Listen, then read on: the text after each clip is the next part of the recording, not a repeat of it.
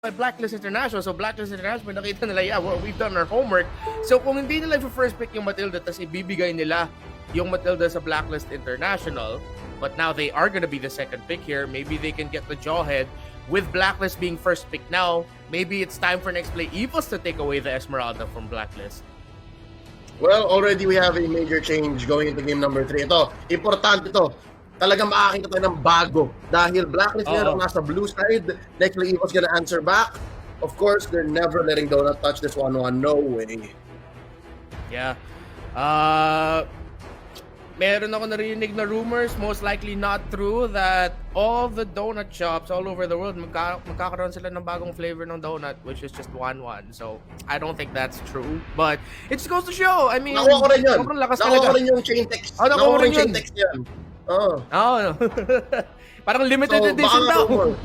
Oh, baka nga rumor yun kasi hindi ko alam yung number nag-send eh. Pero, you know, it's fine. Smart yung number, by the way. Smart yung number, I know. Let's look at the second bands here. Of course, Estes still taken out.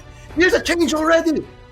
Tanong tayo ng tanong. Again, insanity is defined by doing the same thing, expecting something new, and already here's something new. Glue, second ban ng Blacklist. Pero ngayon, Nxpe Evos, they're letting go of the Matilda. So it's becoming Haka Venus so far in phase 1. Next ban para sa Nxpe Evos might be the Aldous. Again, we've seen it so many times in the past, going up against Blacklist, trying to take away as much heroes from Venus's pool as much as possible. It's difficult. I mean, there was one draft, I'm just trying to remember what game it was. I think kontra sa RSG yun, kung saan halos lahat ng Venus heroes wala na, or taken away by RSG, biglang Venus shows up with the Diggy play. So, jungle ban here, or maybe a ban for Haji's hero, might be the play here for Nxpe with their last ban. True, Cho is still open. And first pick Cho whenever it's out, rarely hurts. Ang dami mo pwedeng gawin with a hero like that, especially in the hands of Salik Unam, our Season 8 MVP in the MPL. And there's Esmeralda, alright. So, medyo inaayos nila, Renmar. Tinatanggal nila yung mga natural predator ng mga lineups. Yeah. And Blacklist in the next pick 3, they might show up and pick up the Aldous, but she made it through? Nakalusot si Valentina? Oh, my goodness. Logically speaking, kasi hindi natin siya nabanggit, talagang lulusot siya, pero nakalimutan natin yung assignment, nakalimutan natin yung homework na dapat, in this order of things, tanggalin. But, okay, as Wolf said, and I'm sure you agree, Renmar, there's no trade that is worth it for Valentina. Let's see if Nxpe Evos can find something. If they can make something work here. 2 solid picks.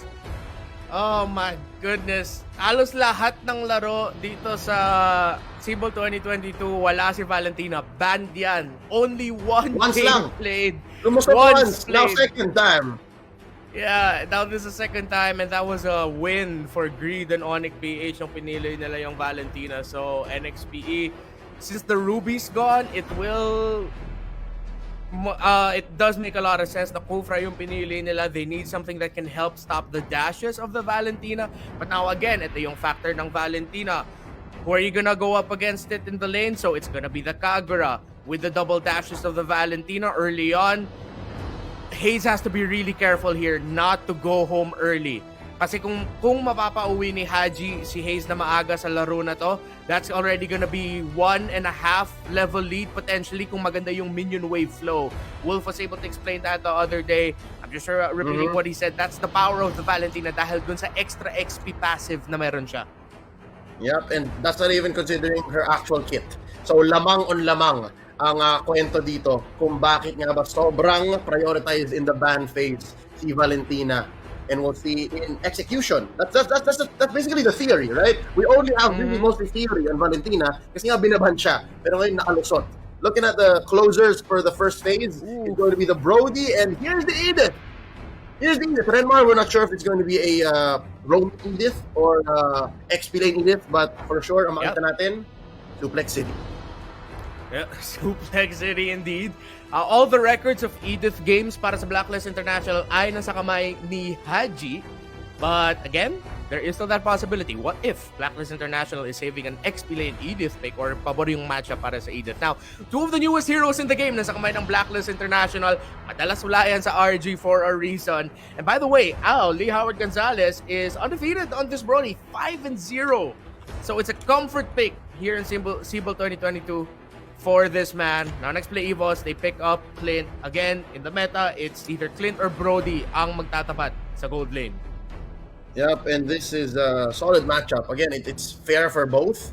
Either has their strengths and their ways to make it through the early game to become more impactful. Let's look at the second phase though. Next play EVOS, haharangan na nila ang Aldous ni Wise. One of the few early game Aldouses we've ever seen. Yeah, Aldous gone. Now, again, there's still so many heroes na pwede piliin dito. Ni Wise, one of the hardest. Like, isipin mo, V-Wise, the V-Wise tandem, Mr. and Mrs. Del Rosario, with so many heroes that they have in between them, it's just so difficult to ban. One of the reasons why it's so difficult to ban against Blacklist International. And I'm sure naman na yun din yung iniisip dito ng next play EVOS. So they're just taking away the heroes that statistically are incredibly difficult to beat. Wise's Aldous, in terms of all the broadcasted tournaments, major tournaments Blacklist has been part of, if I'm not mistaken, 3 o 4 lang ang total losses. I think it's just 3 or 4 total losses in the entirety of 2021 and this year. Yeah. Paradigm shifting ang Aldous ni Wise. Let's just put it at that. You can look up in the dictionary what that means. Sometimes I doubt myself what it means, but for sure I know that's what Aldous has brought into the game in the hands of Wise. But just the same, we have to note that in this game, or in this series alone, H2 has had his hands on very good junglers. Let's talk about the other jungler, touted as one of the best assassins and most versatile junglers in the game right now, si John Paul Salonga. What does he leave for himself here? Kasi alam natin kahit nabigyan mo na lang siya ng tira, he finds a way to make it work. He's capable of playing those ranged junglers like using Shin with vision. Is that a solid pickup here? I think they do need vision. Kasi yung game to nakita natin gano'n siya nag-struggle eh. Yeah, definitely the vision will be important, but then one thing to consider for Blacklist International or for Nxpe is kung mag-i-Yisan Shin sila, what if ultimate ang Yisan Shin kunin dito ng Valentina? That means Blacklist will be getting vision. See, that's one of the things you have to consider now pag Valentina ang kalaban mo. And Nxpe will really be thinking about their jungler pick. They don't have to pick it now kasi sa sobrang daming pwede pa counter sa mga jungle picks na bukas. True. And of course, Blacklist closing off their banning phase with, again, a Saber, War Flashbacks, Singapore 2021. But right now, next to EVOS, again, if we're thinking in that direction, dapat hero na to ni Oreshi. This is fourth pick. It's gotta be Oreshi. Unless meron talaga silang pinaplano for H2 and hindi nila Hayabusa. Alright, the Hayabusa pickup, one of the heroes back in MPL Philippines Season 8 alongside the Jawhead that Blacklist International would often ban. So considering how 2 of the very tanky junglers are gone for Blacklist International, baka isipin ngayon na next play, maybe at some point, if maganda yung flow nila, maybe H2 will be invading a little bit more. So for the heroes of Wise, it will be interesting to see what he decides to pick up here. If he wants to roll that Paquito jungle he played once, sure. If they want to play it a little bit safe, something with a bit more range, maybe the Kimmy, and then just pair it up with a good frontliner na pwede makakatulong. But then they decide to pick up the Karina, who is still one of the great picks there for Wise, and they do pick up the Rafaela para kay Venus. Idinulo ang mga Del Rosario. I'm guessing that's what's happened here, and I love it. Honestly, as soon as the shadow kill is popped, immunity on the Karina, and then you can re-engage. There's a lot of potentials for punish here. Pero next play EVOS, meron silang last pick. The strength of the last pick here to close up, and they still need something for good old Oreshi. Na maganda rin sana yung performance on that Khalid. It's just it didn't fall into place. He had solid stacks and was sitting at 3-0-1 into the mid-game kanina. Pero ngayon, ina natin ano bang kailangan niya. Ano bang open dito?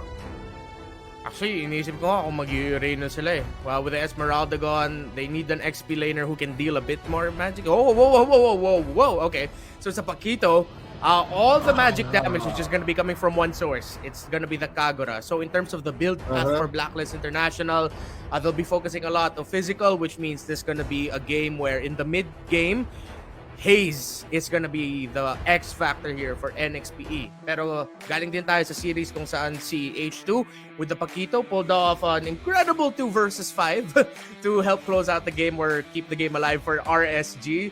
So I'm sure Blacklist International will do everything they can to respect the capability of H2 and the Paquito. Sorry, Reshi. Yeah. There's a Hayabusa already. Yeah. So bagong figure to, ibang Paquito to. But I have one more question. Again, in the face of the arena, tama ba tong 4 na physical source ang ilabas na Nxpe Evo? Very risky. Yeah, it is. Well, I mean, in terms of the basic attacks that they're up again, it's not a basic attack heavy composition, but yeah, the Carino will be a problem for them, and the fact that they have an Edith and Rafaela, that's a good amount of control. Yung lineup ng Blacklist International, very well-rounded. They have good initiation, they have good pick-off capability, at kayang-kaya din nung backline na mag-peel. The Valentina can dash away, Brody can save himself with a stun, Edith can save with a knock-up, Rafaela, so many things for Nxpe to consider. Mahirap na laban to para sa Nxpe. We'll see. They do have one comfort pick. They do have Cadenza, Mr. Kenneth Castro on his Cupra. With so many K's and C's. Let's see how they can make this work. Early purple for both sides. Let's go to game number 3. Yeah, that Cupra of Cadenza going into this game actually undefeated. So yeah, that is comfort pick that Blacklist International needs to respect. No, ano para to Lasty Jr. or Chakno Jr. Another catch type tank player in the making. I'm loving it. I hope so. Kenneth Castro alias Cadenza sa Cupra, starting it up, putting a line between the jungle on H2 and Venus, the queen themselves. Again, vision game. Let's talk about vision game here, Renmar. Who has it? But wait, look at this. Bago kasama pa yata. Flicker already used up 2 minutes before he has that. And Nxpe could use that to their advantage. Let's talk about vision again. Ang hirap pa rin yata para sa next play. They have to take everything honestly. Yeah, they do. If Cadenza doesn't get to a shrub beforehand, Venus, we know, can just use first skill to check the shrubs, doesn't need to get anywhere close. Maybe keep the distance so that if ever andun nga si Cadenza, hindi masyado, sigurado! Now, visita dito si Oreshi, flicker burned. Suplex City starting up and opening this bottom lane Lord Colonel up. And now Owl sharing the quad shadow and shadow kill combo with the 2 other members of Blacklist there. And just like that, nice juggle of top lane and bottom lane pressure by Blacklist. Oh, grabe. Yumanig talaga yung mapa natin nung lumipat tayo dun sa top lane. Ganun ka-action doon. And by the way, Leo, it is the Edith Nxpe lane na nilalaro ni Dominic for the first time here in the tournament. Yeah. It's Suplex City, the Nxpe lane dito, answering a non-jungle Paquito. So there's a few unorthodox picks already or positioning for certain in-demand heroes in this tournament so far. Already 1,000 gold lead, under 1,000 gold lead dito para sa Blacklist. And Ureshi putting on some pressure here onto Dominic. There's the flip, the suplex, and look at this. Hayes, can he survive? Hindi napipilitin dito ng Blacklist International, but they are going to take this small creep camp. Yeah, 70 seconds till the next hurdle, so it's going to be a long time. Blacklist International, very small gold lead, but Nxpe will be able to keep it close. Ang dami ng antik-kiras. So, tignan mo. Bumuo ng antik-kiras. Ang Blacklist International. Dreadnought. Classic Dreadnought. Sorry, Dreadnought Clash armor. of Dreadnoughts. Yep. You get a Dreadnought. You get a Dreadnought. Yun yung prinaya nila. And this is gonna be difficult for it to cross into the mid to the late game para sa next play Evos. Ang dami ng pang-reduce ng physical attack ng Nxpe. And again, that's where Mr. Bataanon here, Hayes, aka Apple Pisha, doon siya talaga kailangang mag-ibigay X Factor. So we'll see how this Kagura moves. But so far, it's been difficult for him to make any plays. Dahil nga ang bilis ng rotational speed ng team ng Blacklist International, given that they have Rafaela to help with that holy healing. Continue mo, back in again. Oh my God. Oh! Grabe yung dash. Panghuli. Asinicus Maximus on the Valentina. There's a punish right there. First blood drawn by Hayes. Yeah, and the unfortunate thing is, imbis na si... Ay, wait, si Al? Oh, pero nakatakas siya. Imbis na si Kagura yung nakapag-last hit, which anyone who could have gotten the last hit, it's fine. At the end, si H2 pa rin, the Hayabusa, the jungler got it dahil dun sa ticking damage ng retribution niya. Yung damage over time, that secured the kill. So, I think Blacklist International will be happy about that. Giving early kills to a Hayabusa is never a good thing. Yep, and Cadenza catches out, stops that recall, and might even get the kill! Forces out the ult. Tignan natin, mapipigilan ba ni Queen V? Ito, mahuli niya ba? Yes! That's going to be a kill onto Haji. Nabawi nila yun, 1 for 2 plus a turtle take by Wise. Hayes nag-aabang. And he bursts down these two mages. Gonna jump in. Donut to help finish. Down goes the Queen. And that's going to be Haji retreating. Nxpe Evos, they're finding their groove, Renmar! Suplex City onto an escaping Oreshi, flickered to that wall, plus that dash through, buti na lang, napaka-mobile na isang Pakito. Wow, seeing this matchup of the roamers, Cadenza and Hayes kontra kay Haji at saka kay Oh My Venus, especially for Haji and Venus and also for Hayes, three very experienced players, you're seeing it. And they're all just matching each other sa map rotation, sa pagsagot, sa mga attempts at ganks ng kalaban nila. Owl, the fact that Cadenza was able to pressure him down, but then the response of Blacklist to go for it. Watch Might out. see another one here. That's a 4v3 situation up top. Habol si Hayes. And again, vision, rotation speed, Blacklist has it in spades. But so far, Nxpe Evos, given this kill lead, have found their windows. Right now, kumukuha sila for a 40-second turtle. Cadenza, still standing up there. Oh, papasukin siya ni My Venus. Hello, spotted out. Villa Luna, pushing away the tank. And Owl. Owl has done so well to survive, given how many times Nxpe Evos sent people to try and kill this Brody. He only has one death. But the pressure is slowly showing, Slowly, nahihirapan na. Si Owl dito could not get a stun on the donut. Yeah. Kaya na-force yung 3-man rotation doon, or 2-man rotation for Blacklist International para matulungan si Owl. It's gonna be the roamer and the gold laners together in one lane. So Nxpe Evos, naamoy nila. Ang bottom lane mukhang bukas for a gang. Duplex sitting here, starting it up. In comes Wise. Owl gonna go down first. Off-camera kill. Mapupush ni Donut yon. Villa Luna, for about half health, cannot be finished off by Cadenza, but still 100% turtle take rate dito para sa Blacklist International. H2 not gonna force it for longer retreats. Blue team has slain the turtle. Turtle goes to Blacklist International. Nxpe, it really looked like they could have taken down Dominic. But then it was Blacklist International, naka-rotate sila sa tamang oras at nahuli nila ang Pakito. Nxpe Evos, and with all those stacking together, the fact that the Pakito went down, not enough, meron pang umiikot galing sa Nxpe Evos sa top lane. Of course, nabasag nila yung Torres sa top lane. It was an open turtle para sa Blacklist. So far, last turtle na yon, it's gonna turn into a Lord now, about a minute and a half away. Donut picking up here the Berserker's Fury. It's a good game for Donut, gotta say. Ang ganda ng recovery ng batang ito coming in from difficult 2 games so far in the series. In control ang Clint. Yeah, and the thing is though, for the lineup for Nxpe Evos, they really have to give a lot of space for this Clint. There'll be a lot of trades na mangyayari every team fight. But if Nxpe Evos can just keep their gold laner safe, their Clint safe, para makapag-free hit sa backline, they'll be able to do just that. But Cadenza, kailangan niya hanapin talaga si Wise, because Wise will be doing everything he can to get to the backline para mahuli si Donut. And once he does get a bead on the Clint, yon, okay na. Pero so far, Nxpe was doing great to protect this Clint. And minsan lumalamang sila. Again, very small lead. Wait lang, H2. Mag-isa dito. Si Wise, kasama na siya ni Dominic. Gonna help clear this wave. Bottom lane. Nasa torn apart memory. Onto Cadenza.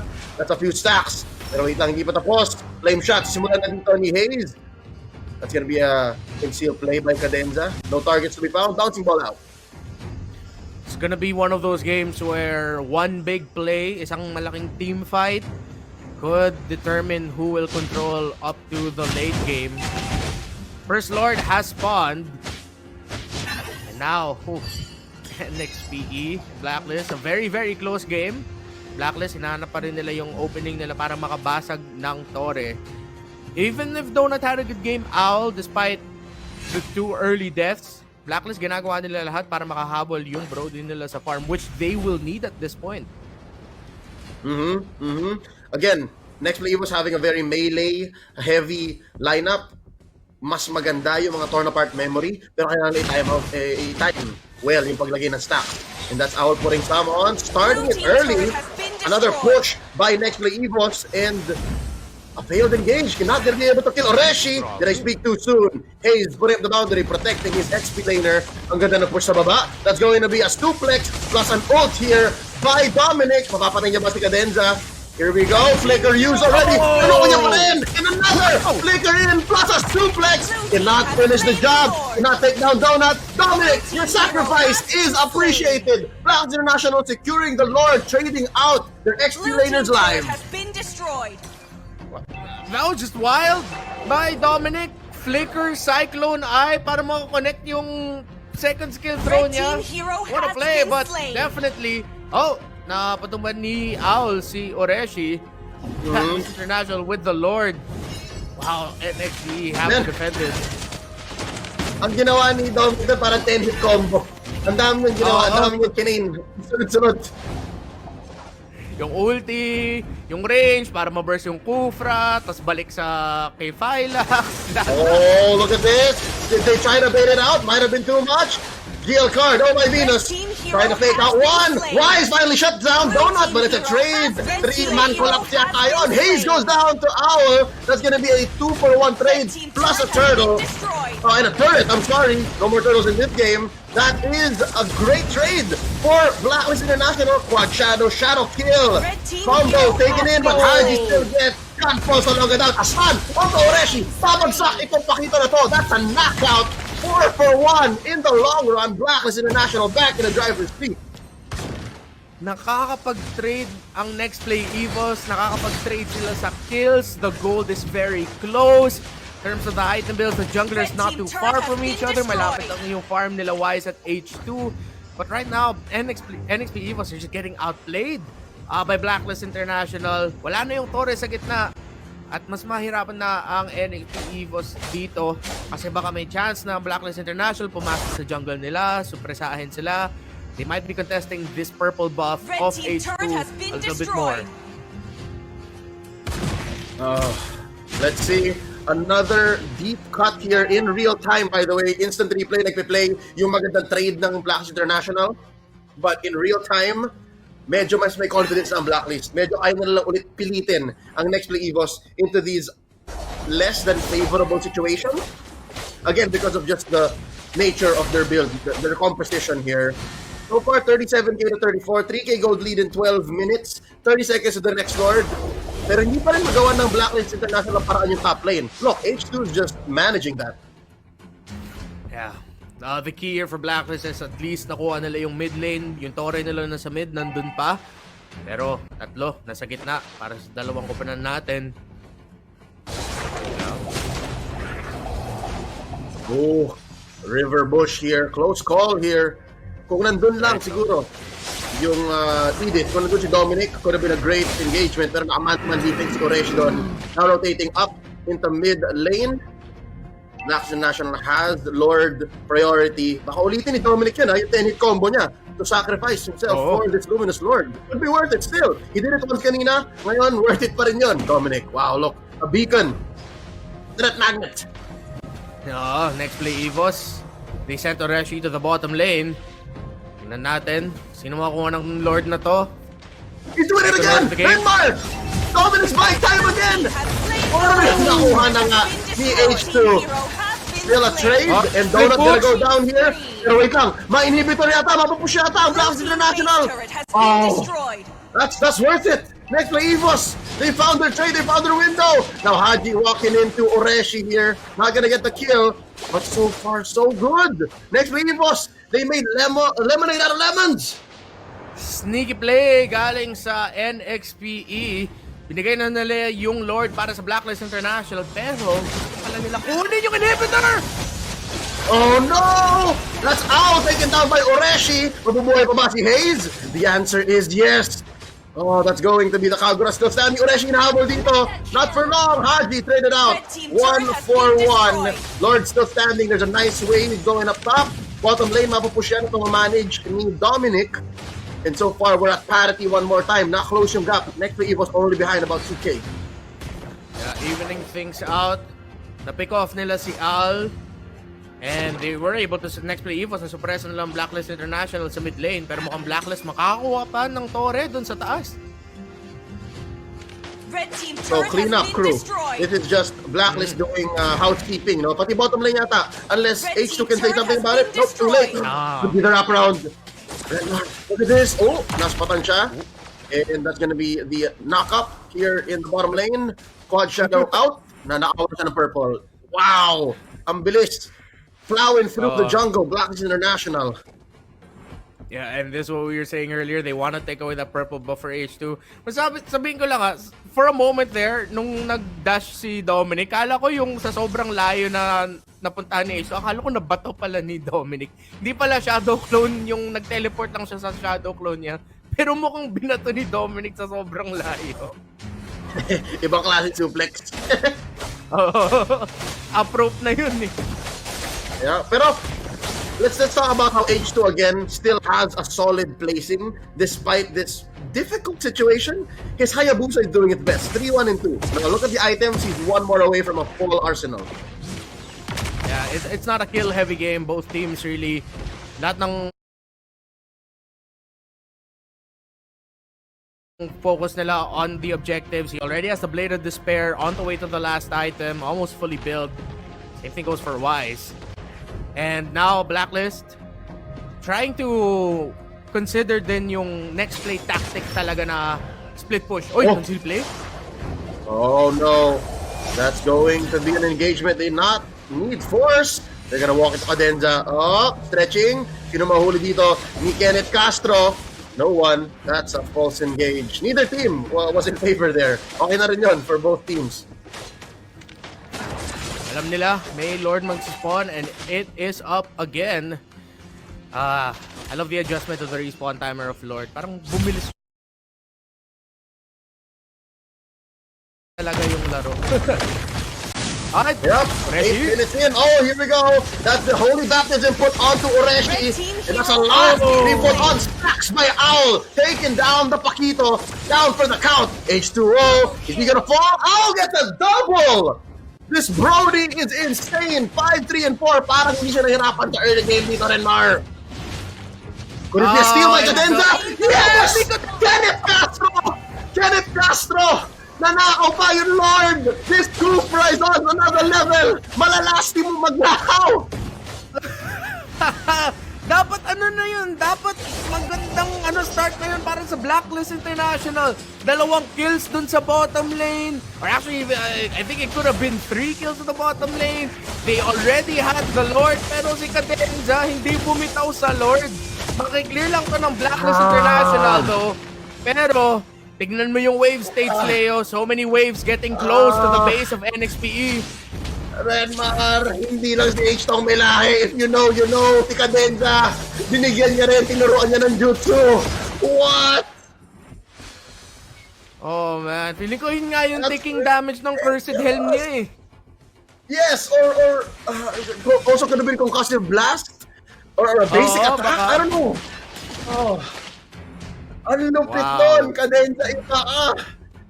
That single-handedly put Nxpe Evos back in a way where they can defend. Honestly, butas dapat yung bottom lane nila, pero dahil nanakaw ni Cadenza, nahirapan panalo, nag-buy time para pigilan yung Blacklist. Amazing. Feeling ko yung Blacklist kung nakuha nila yung Lord dun, kalbo na yung base dito ng next play Evos eh. Wala na inhibitor turret dyan. And because of that Lord steal, it was saved for Nxpe. But don't get us wrong, Blacklist International, komportable pa sila sa control nila sa mapa. It's a 4K gold lead. It's a 1-item lead. Conceal movement, but Nxpe, they're being careful. But no! Oh! There's a flicker in. Misses the Holy Baptism. Cadenza gonna go for the counter initiation stretching. Cancel muna. Goes for a conceal play himself. And they disengage. So bilangan tayo. Bilangan ng battle spell. Bilangan ng skill. And so far, no one is committing just yet. I love the discipline both of these two teams are showing. Naghihintay talaga sila ng opening na mahanap nila. And now with this Lord up here, both teams right now, titignan lang talaga nila yung mga minion waves, shove something, maybe force one out. And looks like that's the plan for next play Evos, pero makita to ni Dominic. And Dominic still playing the odd man role. Siya ang nagbabay time, siya ang nagdi-distract. And look at this, papatukin siya ni Del Rosario. This is very dangerous for this Karina. But the rest of next play Evos disengaging. It seems like they have a plan. Mapapahabol ba sila? There's the suplex. There's the knockup. Pero na-dash out, na-flickeran out ni Ureshi. And they're still continuing. Oh no, Donut looking low. And they disengage. Maghahabulan sila. Parang Tom and Jerry. The Nxpe, good call to back off there. Kung nag-engage dun sila, hirap manalo sa scenario na yon. You have members of Blacklist International coming from everywhere. Actually, si Haji took the long way around. Parang pangatlo, pangapat na beses ko na nakita yun na tatakbo ang Nxpe and Haji will always be the one to try and cover the escape route. Yeah. And right now, they may have found the bead onto H2. Can't finish the job. That's going to be H2 retreating. And ngayon, bilang nila na malayo. John Paul Salonga. Tatlo dito, masa duplex ang isa. There's a knockup as well. Cadenza, not gonna be long for this world. Immortality pop. Tapos ba nila? The answer is yes. Owl gets the finish onto the Kufra. Kulang yata sila dito ng contest power. Pero wait lang, may masasabi pa yata dito. PH2, Paul Salonga. Nag-go for the steal. Hindi mo ulit. Not twice. Immortality popped here on a 2-wise. There's gonna be 2 kills down for the side of Blacklist International. Mabubuhay pa retreat. Sabi ni Oh My Venus Owl and be the only ones left. There is a Lord. It looks like it's deja vu pero baliktad. Necklingos naman ang nasa loob ng base ngayon ng Blacklist. Very bad for Blacklist International. What a counter punish by next play Evos. May minion wave sila sa gitna. Tignan natin kung makiklear ito ng Blacklist. And it's just V and Owl. And there's the ulti pop. And that's the immortality as well. Could this be the wipeout shadow kill? Ladies and gentlemen, next Evos is on the board. We're looking at a score of 2-1. Wow, next play Evos. Hindi sila match point ngayon. 2-1 already. What a game by both teams. But most of the game it was